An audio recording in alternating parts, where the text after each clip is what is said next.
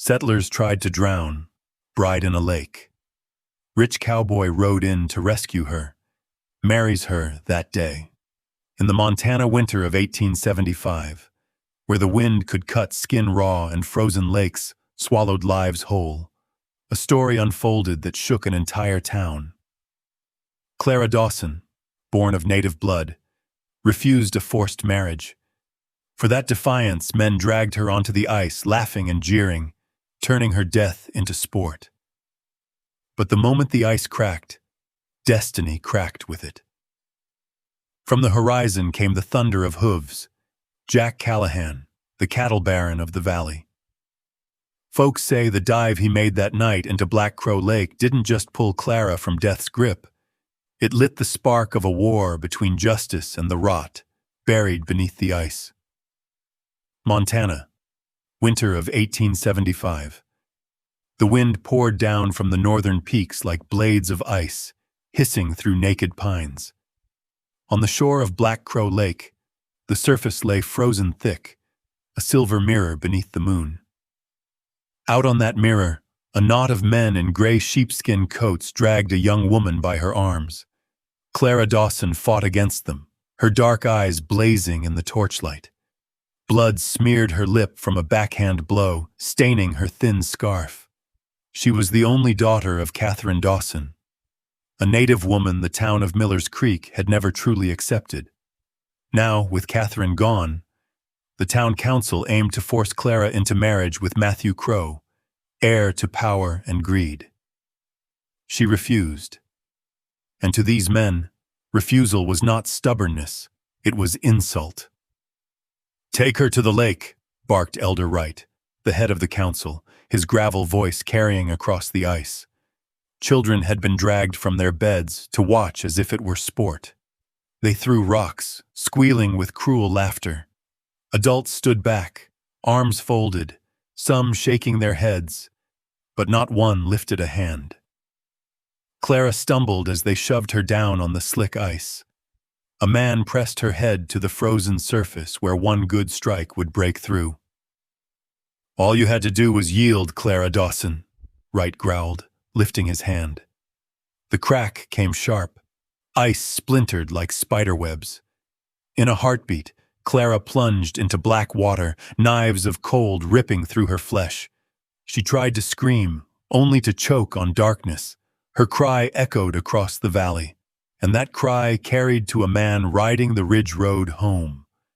Jack Callahan, lord of the largest ranch in the territory, astride a massive black stallion. He was bound for his fire-warmed homestead when the scream sliced through the storm. Jack hauled on the reins, narrowed his eyes toward the lake, and saw the crowd, saw the body vanish beneath the ice. He spurred his horse. Snow exploded beneath pounding hooves. The mob turned at the thunder of his approach. Jack Callahan, wealthy, feared, respected, charged straight at them. He reined up hard at the water's edge, his blue eyes glinting like steel. "Let her go!" His voice cracked like a rifle, but she was already under. Jack hurled his amason, reins aside, and dove into the black. The lake bit like razors, his chest seized, his breath torn away. Still, he forced his body down, eyes wide in the ink. Silver bubbles spun upward, moonlight fractured through shattered ice. There, in the depths, hair streaming, limbs thrashing weakly. Clara. He reached, caught her arm. She was cold as stone, nearly limp, but her eyes were open, wild, desperate, unwilling to die. Jack clamped his grip, dragged her upward, lungs screaming for air. One more second, and both would vanish. With a final surge, he thrust her head above water, then his own. Clara gasped, coughing, trembling like a leaf. Jack held her tight, hauling them out across groaning ice. Something slipped from her neck, spinning in the moonlight. A small leather pouch. Jack snatched it from the ice. Beads patterned across its face. Spirals and marks he recognized. 15 years ago, He'd seen them on a land map the council had doctored and buried. Suspicion burned in his chest. Clara's whisper cut through the wind. They killed my mother. Right here. Jack's jaw tightened. Catherine Dawson's accident. A rumor that had haunted Miller's Creek. He lifted Clara onto his horse, wrapped his heavy coat around her shoulders, and roared at the crowd. Touch her again, and you'll answer with blood. The mob staggered back, eyes averted from his fury. Jack knew then the fate of this woman was bound to his, and with her a secret buried deeper than Montana's snow. Inside the small room of the Callahan Ranch, the fireplace snapped and crackled, throwing wavering gold across Clara's pale face. Wrapped tight in a rough wool blanket, her dark eyes still flickered with unrest. Jack sat across from her, a steaming cup of coffee in hand, waiting in silence. He knew the words about to fall from her lips weren't just confession. They were daggers aimed at the very heart of Miller's Creek. Elder Wright, Clara whispered, her voice trembling but sharp. He told me I had to marry Matthew Crow. If I refused, they'd take my mother's land. They called me ungrateful, worthless. But that land, it's my mother's blood. I'd rather drown beneath the ice than belong to him. Jack's hand tightened on his mug, anger flaring in his steel blue eyes. He was no stranger to the council's dirty dealings, but to force a girl into marriage, to steal her land through brute cruelty, that was beyond forgiveness. Clara's hand shook as she reached for a small cloth pouch left by her grandmother. From it she pulled a weathered leather journal, its cover darkened by time, pages curled at the edges. My mother's diary, she murmured, setting it on the wooden table.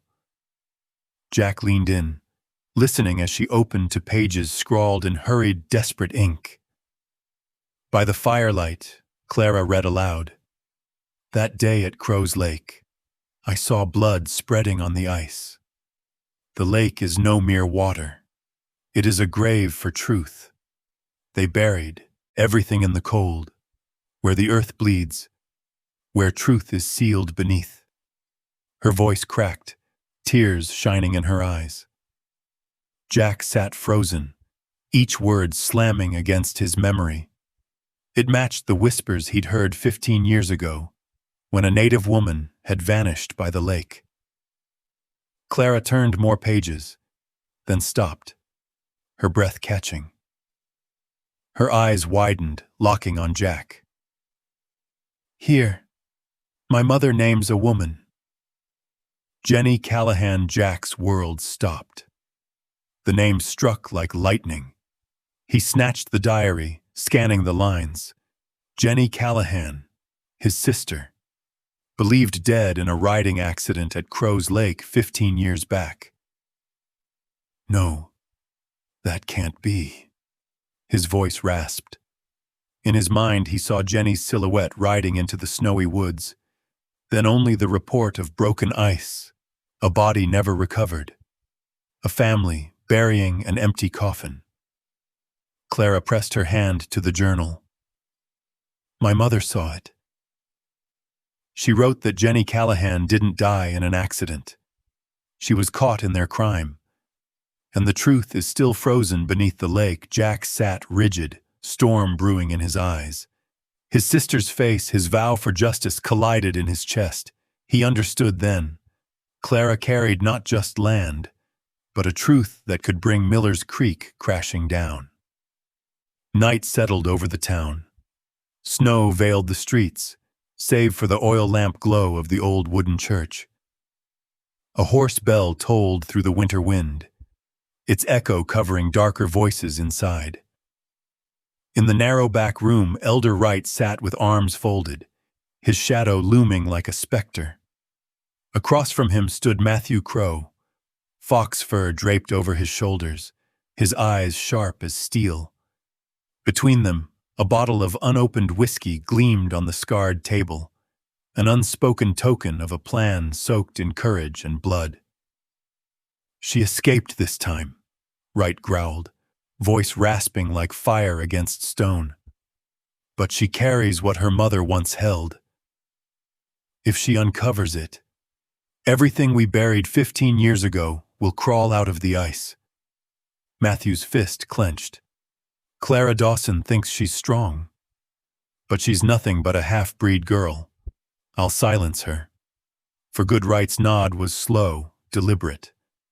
"We dealt with Catherine Dawson at that very lake. They called it an accident, and it passed. Now history will repeat." Another slip beneath the ice candlelight carved their faces into cruel masks. Matthew leaned low, his voice a venomous whisper.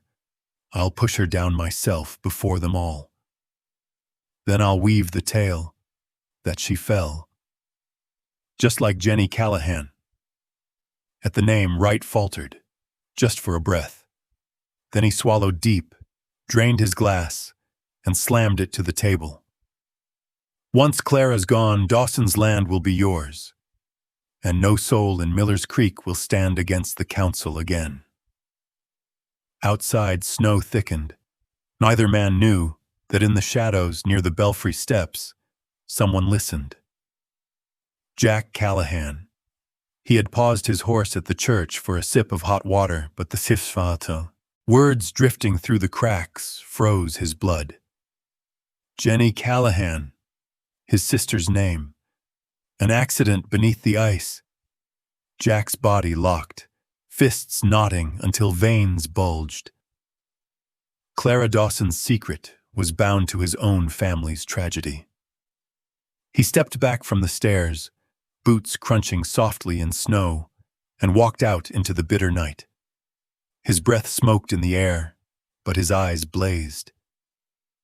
If the council sought to repeat their crime, Jack Callahan swore he would stand in their way. That night, as the church bell tolled hollow across Miller's Creek, a war in shadows began, and Jack knew he would never turn his back again. The Callahan Ranch sat on the edge of the valley, where the wind tore through fields of brittle yellow grass. That night, when Jack brought Clara home, snow still drifted from the dark Montana sky. The lantern above the porch swung in the wind, casting its light over her small frame shivering inside his heavy coat. Maria, the Mexican housekeeper who had served the Callahan family nearly 3 decades, opened the door. Her dark eyes widened, not at Clara's pale, soaked figure, but at the thing hanging from her neck.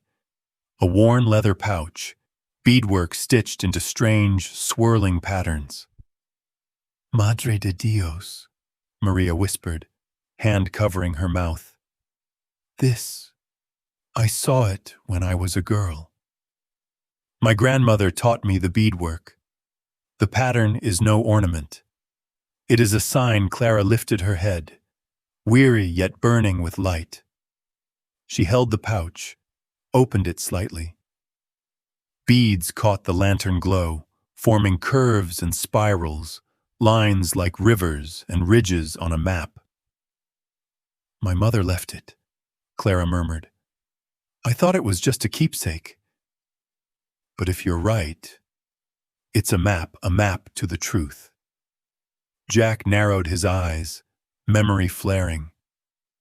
He had seen the land deeds the council forged, the missing details, the crooked boundaries. And here, on this necklace, lay the same shapes, the same land the council had stolen after driving the natives away. The kitchen air grew heavy. Maria sank into a chair, hands knotted tight. For a long moment she stayed silent, until at last her voice came, ragged with guilt. "There's something I never told." That night, 15 years ago, I saw Wright and the councilmen at the Blackfeet well. They carried barrels, heavy with a sharp, bitter smell. I hid in the shadows and watched them pour poison down the shaft. Jack whipped his gaze toward her. Clara froze, her heart pounding. Maria broke into sobs, hiding her face. By morning, an entire family lay stricken. Children fevered, mothers wailing. They called it sickness. I knew the truth, but I stayed silent. I was afraid, afraid to lose my home, afraid to lose my life. Clara bit her lip until blood touched her tongue. Rage and grief surged in her chest. She slammed her mother's journal onto the table, voice shaking. Then it's true. My mother wrote of where the earth bleeds. She knew. And they killed her to keep it buried. Jack set a hand on Clara's shoulder. Firm, resolute. His gaze moved from Maria's tears to the beaded pouch, to the only surviving witness of a crime 15 years old. No more silence, Jack said, his voice ringing like steel. From this night, the truth will speak. The Montana sky turned black with storm clouds, not a star in sight. Out on the fields, shadows of riders crept close, hooves crunching snow like bones breaking. Then suddenly, a torch sailed over the fence. Flames roared high, racing the wind like a dragon unleashed. From the kitchen, Maria screamed, "Senor Jack! They're here!" A rifle cracked. The window shattered. Glass rained across the floor. Jack lunged, dragging Clara against the wall as smoke poured in, stinking of burning hay. He snatched the Winchester from its rack, loading it in a blink. "Clara, stay with me!" he barked, eyes sharp as gunmetal. But Clara's gaze darted to the table, the leather journal lying open, its pages whispering her mother's words. Where the earth bleeds, where truth is buried. She rushed, snatched it, heart pounding. Jack pulled her toward the back door, but Clara paused, slipping beneath the staircase.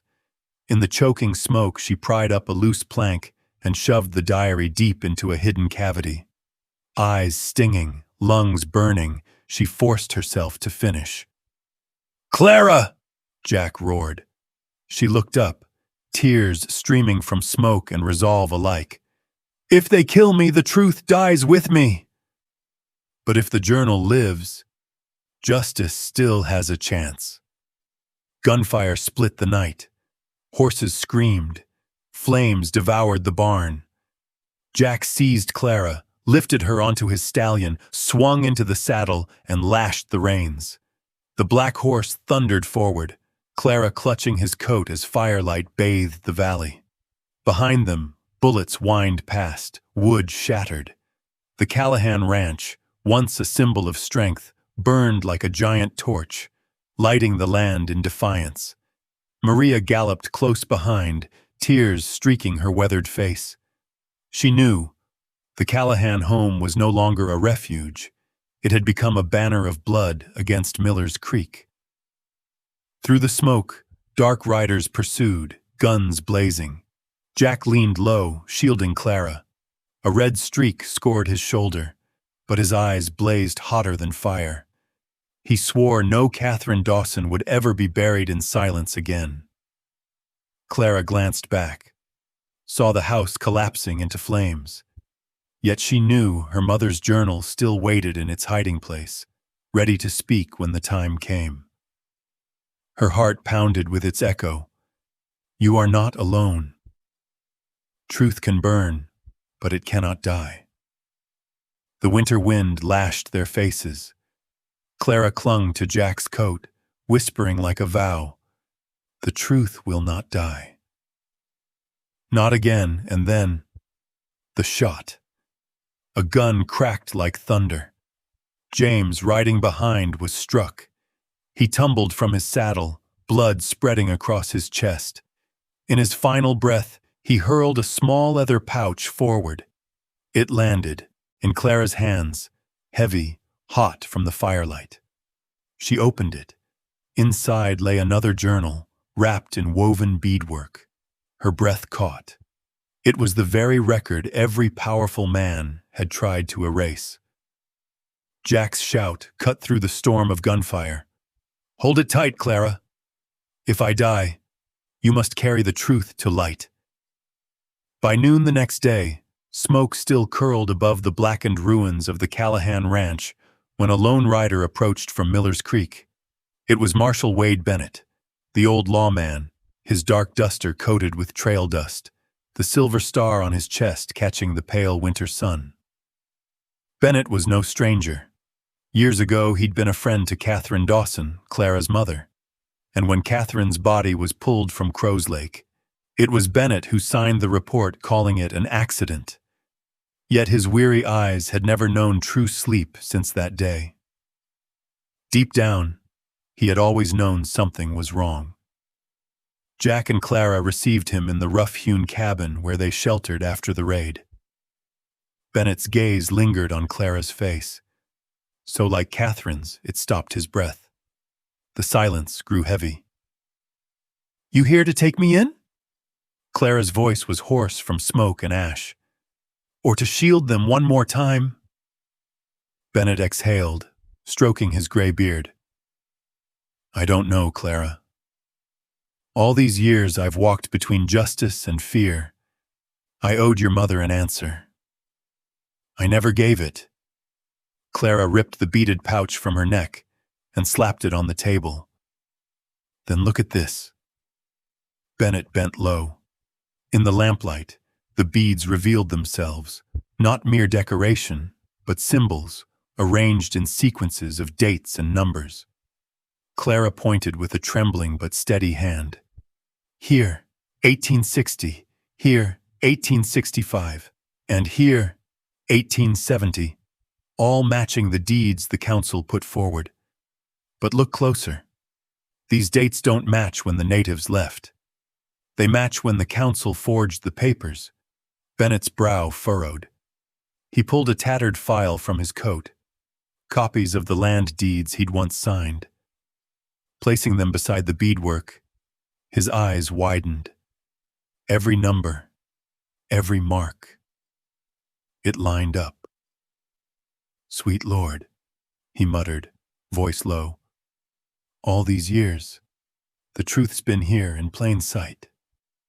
Clara's eyes burned. "Not in our hands, Marshal. In yours. You're the only man with the power to drag this into the light.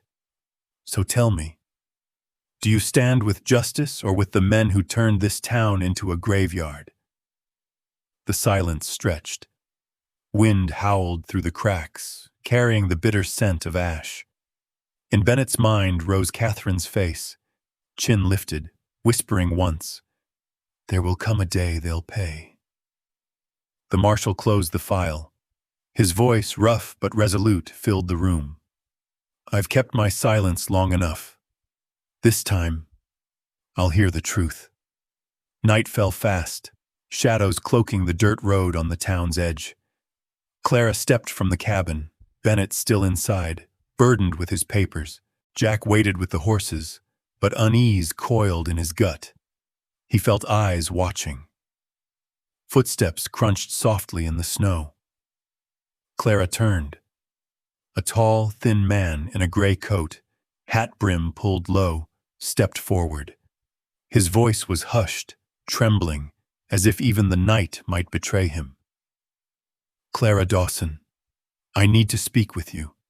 Something no one else can hear. Jack's hand dropped to the butt of his Colt, his gaze cold as steel. But the stranger raised empty palms. In the flicker of the lantern, his face came clear. James Crow, cousin to Matthew. Clara froze, eyes narrowing. "You here to threaten me? To finish what the council started?" James shook his head, breath white in the cold. "No, I came to make it right. You should know, my father was not like Matthew. He wanted to expose right in the council.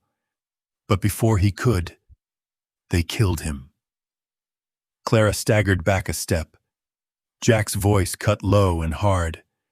"You got proof for that claim, boy?" James's dark eyes burned with rage and grief.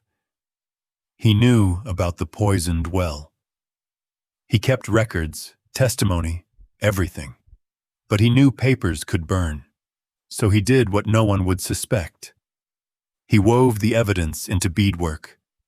Clara's hand tightened around the pouch at her waist. James's eyes flicked to it instantly. He stepped closer, desperate. Yes, that's it.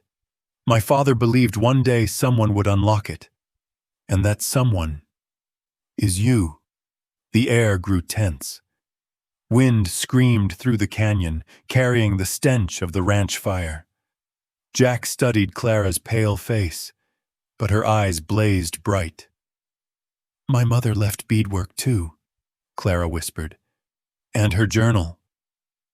Maybe both lead to the same truth, James nodded, jaw clenched, eyes red with fury yet burning with resolve. You are the last piece. If you can read it, you'll have the power to drag Miller's Creek into the light.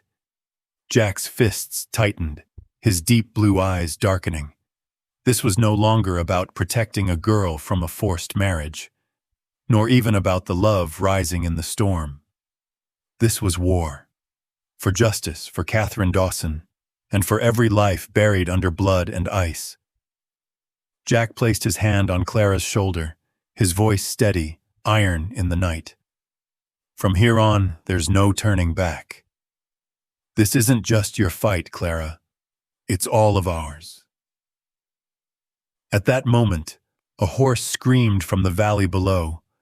Torches flickered, a column of riders climbing the trail, their leader flying a banner marked with Hobbs' crest. Firelight painted their faces cold as stone. Miller's Creek was coming to silence Clara. Clara staggered back, clutching the beadwork at her belt, the last relic of her mother. She gripped it tight, as if hearing the whisper. Truth only lives when you dare to face fear. James drew a battered Colt, still stained with old blood. We may die tonight, but if Clara can read that journal, Miller's Creek will never be the same again. Jack chambered his Winchester, eyes hard as iron. He looked at Clara, no longer as a man shielding a woman, but as one laying his life on the line against a dynasty of blood. The wind shrieked like a bugle call. On the cliffside, Clara stood between two men, love on one side, vengeance on the other. And as the torches climbed nearer, she knew her choice tonight would rewrite the fate of Miller's Creek. The northern mountains of Miller's Creek rose high, their slopes smothered in snow like a cold shroud, hiding a century of secrets. Jack led the riders, Marshal Bennett at his side, his eyes heavy with thoughts unspoken. Clara pulled her cloak tighter, gripping the reins, while Running Wolf, her uncle, rode tall and straight, his black eyes sharp, cutting through the morning fog. The hideaway lies east of that ridge, Running Wolf rasped, his voice like the wind. There. The witnesses have hidden 15 long years, waiting for the day truth might be spoken. Clara swallowed hard. Every hoofbeat brought her closer to her mother's past, to the promise left unfinished. Inside her coat pocket, the beadwork pouch pressed cold against her chest, urging her on. But the silence of the mountains did not last. From the pines ahead came a shout. Then gunfire tore the mist apart. Horses screamed, rearing under the storm of bullets. Ambush! Jack roared, drawing his revolver in one motion. Bennett and Running Wolf swung down behind a rock outcrop, returning fire. Bullets whined past Clara's ears, sparking off stone. Dragged from her saddle, she fell into the snow, her heart hammering with primal fear. 3 riders burst from the tree line, faces masked in black, pistols blazing. Don't let the girl live, one snarled. Clara scrambled back, her spine pressed to the rock. Her mother's words echoed in her mind. Truth survives only if you have the courage to hold it. Her trembling hand found a pistol lying in the snow, dropped by a fallen attacker. "Clara, down!" Jack shouted. But she didn't hide. She lifted the gun, dark eyes suddenly hard as flint. Her finger squeezed the trigger. The shot cracked like thunder. One rider pitched from his saddle, blood staining the white snow. The other two pulled up short, startled by the girl who'd just killed their comrade. Clara's breath came ragged, her hand shaking, but her eyes blazed. "I won't run anymore," she whispered, to herself as much as to the world. Running Wolf's lips curled faintly. "Your mother's blood is guiding you," he said low. Jack froze, then pride flickered across his stern face. With Bennett and Jack laying down fire, the ambush broke apart. Smoke drifted, blood soaked into snow. When it ended, Clara stood clutching the pistol, sweat and tears stinging her face, no longer the victim dragged to the lake. She had stepped into the fight, her mother's fire burning through her. The trail narrowed to a jagged slit in the rock, wide enough for one man at a time. Jack lifted a torch, its light licking damp stone. Clara followed close, heart pounding. Bennett and Running Wolf guarded the rear, weapons drawn. Drips echoed in the dark. Their breaths sounded heavy. Then a voice rang out, ancient, rough as gravel. "Stop! One more step and you will not return." Clara gripped her beadwork pouch. Running Wolf answered in his people's tongue, his words rolling deep. "We are of your blood. We come for truth, not for blood." Silence. Then torches flared. Faces emerged from the shadows. Men and women of the first people, survivors of the massacre. Their eyes cut into Clara with both suspicion and hope. An old woman stepped forward, hand trembling as she touched Clara's pouch. "Daughter of Catherine," she whispered. Clara's throat tightened, and she nodded. "My mother died protecting this. I came to finish what she began." The cave hushed. And then, a cough echoed deeper within. From the shadows stepped a frail figure, hair long and silver, eyes blazing with a fire that refused to die. Jack staggered, torch shaking in his hand. "Grace?"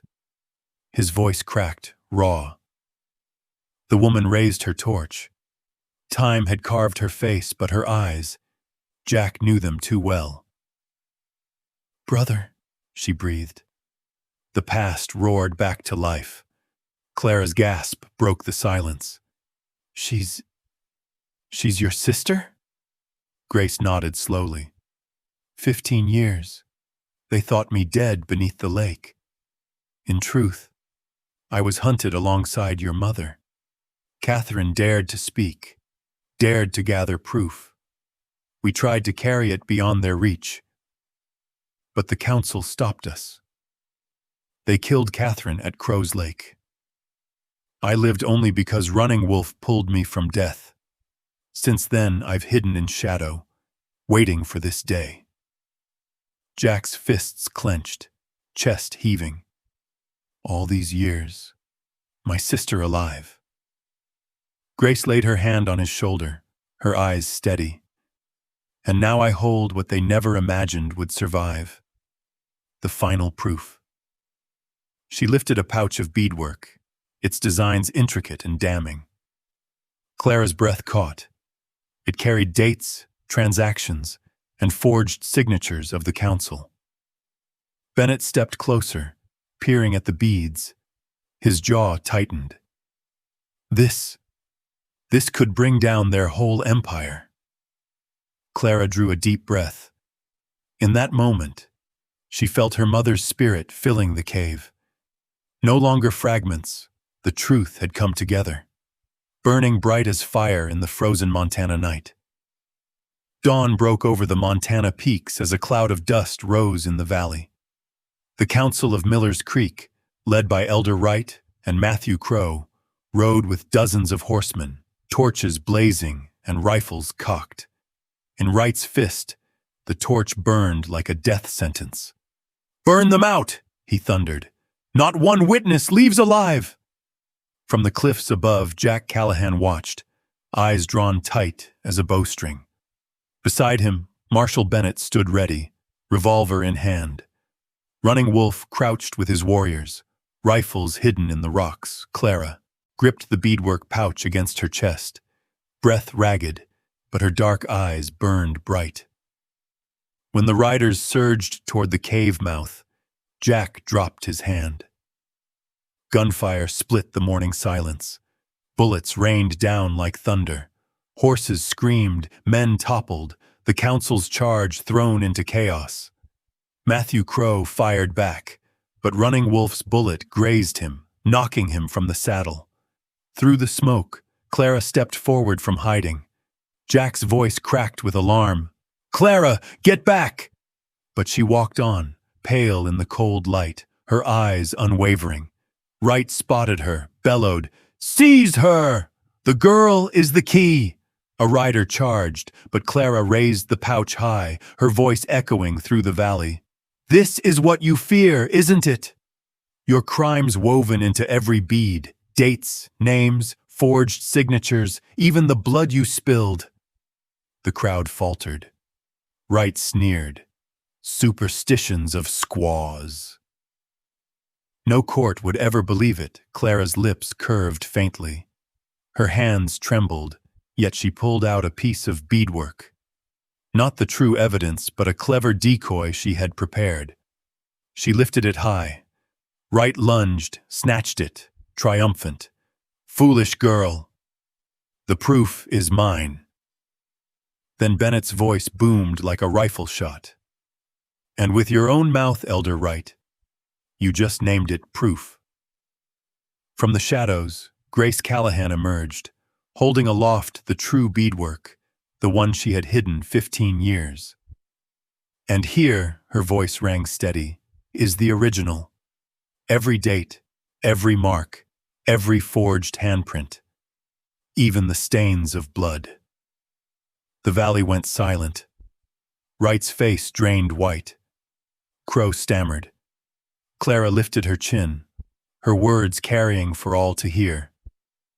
"My mother died to protect this truth.